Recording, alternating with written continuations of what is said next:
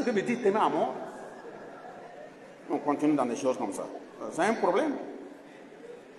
Et justement, dans la même question d'éducation, troisième niveau, c'est la question des élections qu'il a évoquée. Soyons des hommes bien éduqués.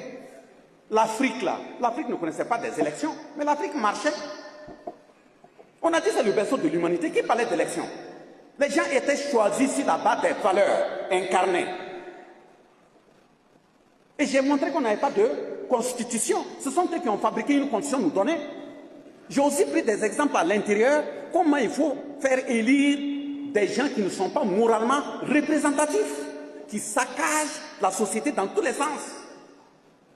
Quand tu piques un hôpital, tu détournes dans un hôpital, et que l'hôpital n'est pas capable de fonctionner, tous les malades qu'on n'arrive pas à soigner, qui meurent par jour là, qui est à l'origine? Parce que toi, maintenant, tu es un responsable, politicien, Rogam nommé à quelque part, simple rhume, tu prends l'avion, tu vas en Espagne, c'est là-bas que tu t'en vas te soigner. À partir de la Révolution, tous les dirigeants doivent se soigner dans les hôpitaux internes.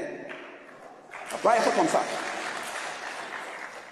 On ne doit pas faire aussi des disparates, comment dirais, des questions disparates en disant si c'est pas seulement comme il faut l'enfermer là, il faut aller chercher une villa climatisée.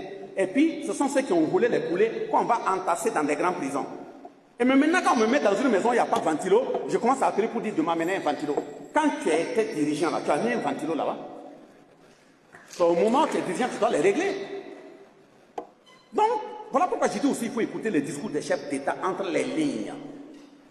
Parce que l'impérialisme là, ce n'est pas la France, on dit la France, c'est eux tous. Hein.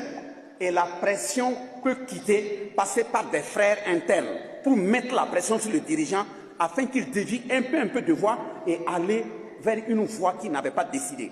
C'est à vous d'être dirigeant et vigilant, d'être solidaire. Si la voie commence à être déviée, sortez et dites que ce n'est pas cette voie-là qui doit être prise. C'est comme ça que les chefs d'État doivent être protégés.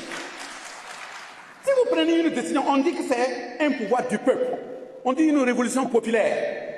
Mais si il y a une décision qui est prise et vous n'êtes pas d'accord, il faut vous exprimer. Qui a dit que le chef d'État a laissé prendre ça librement? Qui vous a dit? Et puis il n'a pas avoir le choix. J'ai pris le cas de Sankara. Qui a dit oui, il pédale, vous appelez, on a applaudi, on l'a assassiné. Donc il faudrait que quand une décision est prise, la façon de l'accepter, la façon de réagir de façon populaire, permet au chef de l'État de dire lui-même il est en sécurité parce que son peuple ne dort pas. Sinon pourquoi? En principe, moi j'aurais même souhaité qu'à cette étape on met un tribunal spécial en place. De 1960 jusqu'à aujourd'hui, tous ceux qui ont dirigé le pays, qui sont des politiciens et autres là, si tu veux montrer que tu es correct, va